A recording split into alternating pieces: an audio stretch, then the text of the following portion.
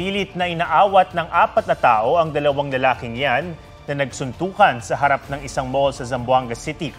Sa gitna ng gulo, isa pang lalaki ang nanakot sa mga tao gamit ang bolo. Sinipa niya rin ang isang barikada at nanuntok ng gwardya. Maya-maya, binigay niya ang bolo sa kanyang kasama na siya namang sunod na nanakot. Base sa investigasyon, mga tricycle driver at security guard ang nagrambulan dahil sa issue sa parking. Patuloy na hinahanap ng pulisya ang mga sangkot at kakasuhan daw ang nagpasimuno ng gulo. Nauubusan na raw ang Pilipinas ng resupply ship na ipapadala sa BRP Sierra Madre sa Ayungin Shoal. Sinabi yan ni AFP Western Command Vice Admiral Carlos na kabilang sa mga sugatan sa pag-water cannon ng China Coast Guard sa resupply ship na Onaiza May 4. May report si Joseph Moro. Habang nasa resupply mission para sa BRP Sierra Madre sa Ayungin Shoal, hinarap ng mga sakay ng Onaiza May 4 ang pambobomba ng tubig ng 2 barko ng China Coast Guard. Kung dati pahapyaw lamang ang pambobomba ng tubig ng China, kahapon direktang tinamaan ang salamin ng bintana ng barko ng Pilipinas.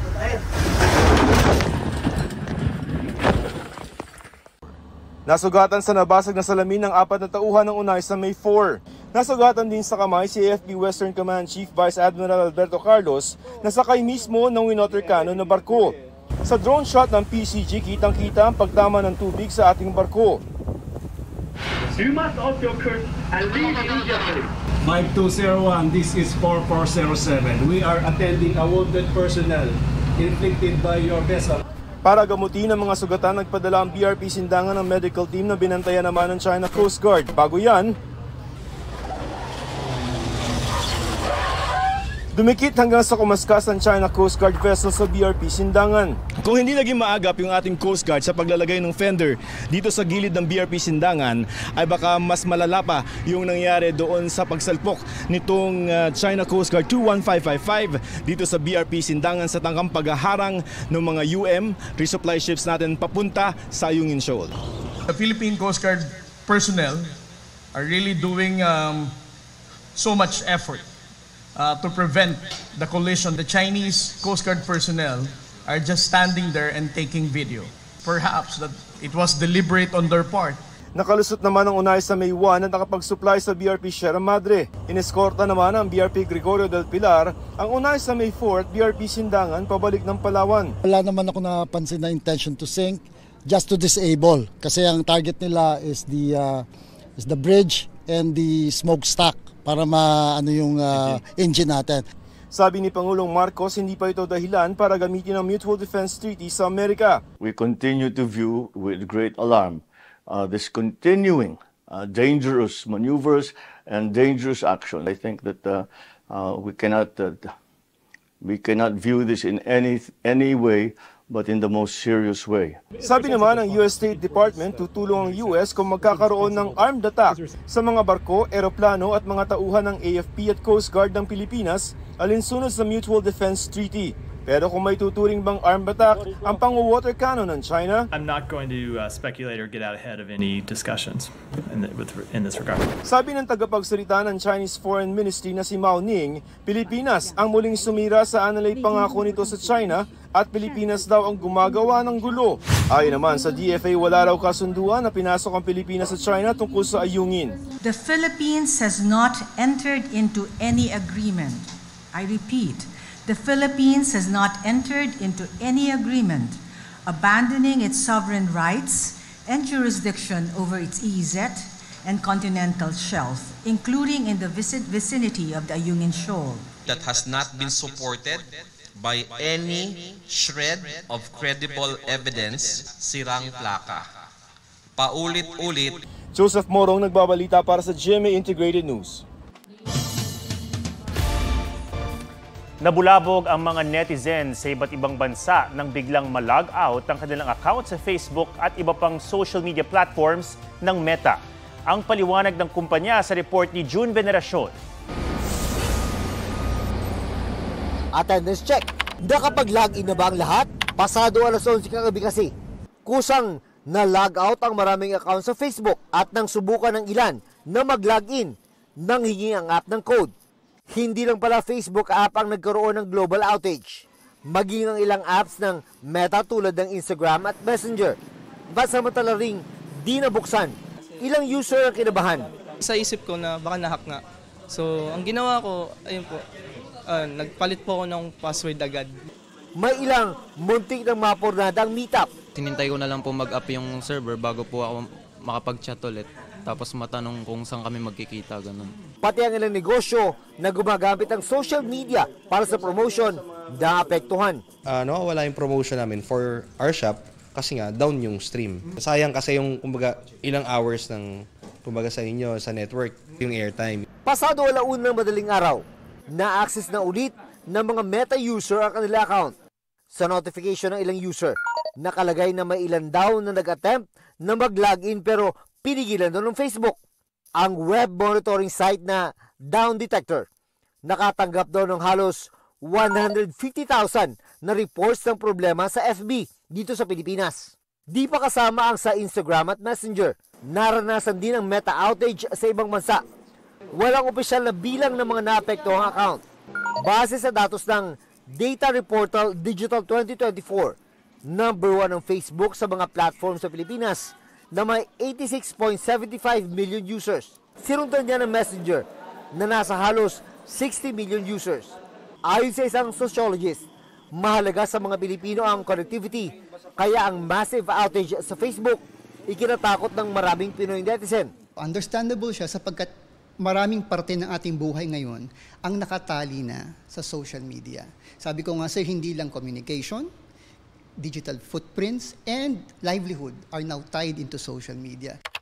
Humingi ng paumanhin ng Meta, pero hindi malinaw kung ano ang naging problema. Ayon sa spokesperson ng Meta, nagkaroon ng technical issue, bagay na agad naman daw nilang naresolba. Sinubukan naming kunin ang komento ng Department of Information and Communications Technology at PNP Anti-Cybercrime Group, pero wala pa silang sagot. June Veneracion nagbabalita para sa GMA Integrated News. Gusto ni Senator Robin Padilla na pigilan si Senator Risa Ontiveros sa pagpapaaresto kay Pastor Apollo Kibuloy. Kinumpirma ni Senate President Juan Miguel Zubiri na kinausap siya ni Padilla at sinabing kakalap siya ng pirma sa mga kapwa-senador sa loob ng 7 araw. Sabi ni Zubiri, hihintayin muna niya ang desisyon ng komite ni Ontiveros bago siya magkomento. Si Senator Amy Marcos sinabing magtutulungan sila ni Padilla para mabaligtad ang pag-contempt kay Kibuloy. Nasa korte na raw kasi ang kaso ni Kibuloy pero iniimbestigahan pa rin ito ng Senado at Kamara. Si Ontiveros ang chairperson ng Senate Committee on Women, Children, Family Relations and Gender Equality na nagsasagawa ng pagdinig sa mga reklamo laban kay Kibuloy. Wala pang pahayag sina Padilla at Ontiveros tungkol dito.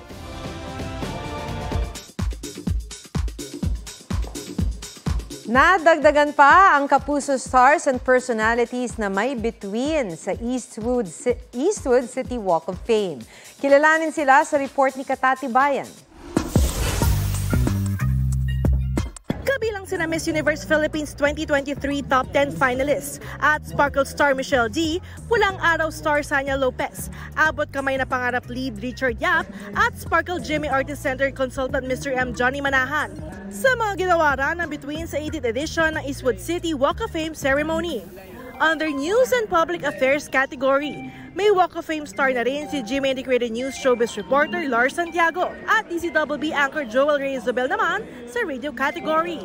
Pinarakalan din sa television category si GMA Network Chairman Attorney Felipe L. Gozon. Little did I know that someday magkakaroon ako ng Walk of Fame. Sapagkat hindi naman ako artista But I am very, very proud and privileged to have this Walk of Fame. Ilan pa ang kinilala sa larangan ng pelikula, teatro at musika. Nasa event din sina President and CEO Gilberto Duavit Jr. at Senior Vice President Attorney Annette Gozon Valdez. Congratulations to everyone and sana maging inspiration kayo sa lahat ng tao sa industriya. 18 years ago nang itatag ni Kuya Germs o Herman Moreno ang Walk of Fame. Bukod sa induction ceremony, nag-alay rin ng mga bulaklak at nagtirik ng kandila para sa bituin ng yumaong multi-awarded actress na si Jacqueline Jose. Katati Bayan nagbabalita para sa GMA Integrated News. Kinilala ng Cannes Film Festival ang galing at husay ng pumanaw na veteran actress na si Jacqueline Jose. Sa Facebook, inalala ng prestigyosong French Film Festival si Jacqueline na naging Best Actress noong 2016 dahil sa kanyang papel sa indie film na Marosa. Si Jacqueline ang unang Pilipino at Southeast Asian artist na nag-uwi ng parangal. Sa burol ng aktres, ilan pang personalidad ang nagpunta para makiramay sa pamilya ni Jacqueline. Nahuli ang pag-abandona sa isang sanggol sa loob ng isang simbahan sa Pili, Camarines Sur. Pagbaba ng sasakyan, pumasok ang isang lalaki sa simbahan kasama ang babaeng may bit-bit sa sanggol. Nagtungo ang dalawa sa gilid ng simbahan na hindi natanaw ng kamera. Paglabas nila, wala ng karga ang babae. Ilang saglit pa nadinig ang iyak sa simbahan at natagpuan ng bata sa kumpisalan. Dahil hindi namukhaan ng dalawa, sinusuri ng mga pulis ang kuha ng CCTV sa ginamit na sasakyan para matukoy sila. Nasa mabuting kalagayan ng sanggol na nasa pangangalaga ng child care facility ng bayan. Imbes na maging empleyado ng isang kumpanya, mas gusto raw ng bagong henerasyon ang maging business owner o freelancer base sa isang survey. Kabilang dyan ang mga Gen X na ipinanganak mula 1965 to 1980 at mga Gen Y o yung millennials na isinilang mula 1981 to 1996. May report si Katrina Son. Bata pa lang, hilig na raw ni Don ang magnegosyo. Isinasabay niya ito kahit nung nag-aaral pa. Kaya nang matapos sa kursong marketing management, sinimulan niya ang car wrapping business. I started from the bottom, so talagang mahirap sa part ko kasi trial and error at first. Determination and patience ang kailangan mo sa isang negosyo. Ang negosyante namang si Jeyo Huete, sinubukan daw munang mag-apply sa trabaho pero di pinalad. Ginawa ko siyang motivation to build my own business. When I fail on a certain thing, parang mas namomotivate ako gawin yung ibang bagay. At ngayon, mapalad siyang nagagawa ang mga gusto dahil may sarili ng negosyo. Sila Don at Jeyo ay kabilang sa mga Generation X at Generation Y na tila hindi sumunod sa nakasanayan ng karamihan na dumedepende sa trabaho. Sa survey na bahagi ng 10th study ng PhilCare, lumabas na mas marami sa mga Gen X at Gen Y ang self-employed bilang business owners, 36.3% ng kanilang respondents. Kumpara sa 12.8% namang nasa service and sales workers.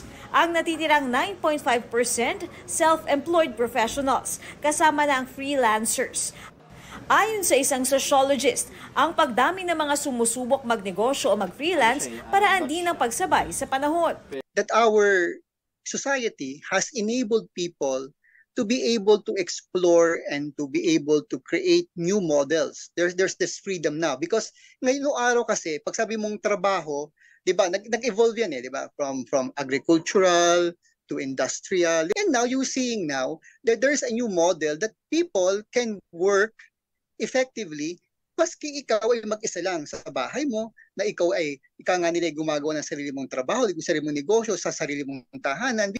Malaki rin daw ang naitutulong ng teknolohiya. Ayon pa sa survey, ang top 4 priorities ngayon ng mga Gen X at Gen Y ay health benefits, job satisfaction, monetary benefits at ang ease of travel. Katrina Son, nagbabalita para sa GMA Integrated News. Ipalalabas na ang upcoming feature film ni Suga ng BTS. Spotted naman sa Paris Fashion Week sina Jennie at Lisa ng Blackpink. May report si Aubrey Carampel. It's a wrap for the 2024 Paris Fashion Week. Ang Blackpink member na si Jennie Kim tinawag na Gothic Princess dahil sa suot niyang ballet-inspired short tulle black dress. Spotted din doon ang isa pang Blackpink na si Lisa. All smiles si Lisa while donning an elegant long coat na may makulay na embroidery paired with black leather shorts. May special announcement naman si Suga ng BTS kahit nasa military. Next month, ipalalabas na sa mga sinihan worldwide ang feature film na August Detour D-Day the Movie. Tampok dyan ang highlight sa kanyang concert bago siya pumasok ng military. Aubrey Carampel, nagbabalita para sa GMA Integrated News.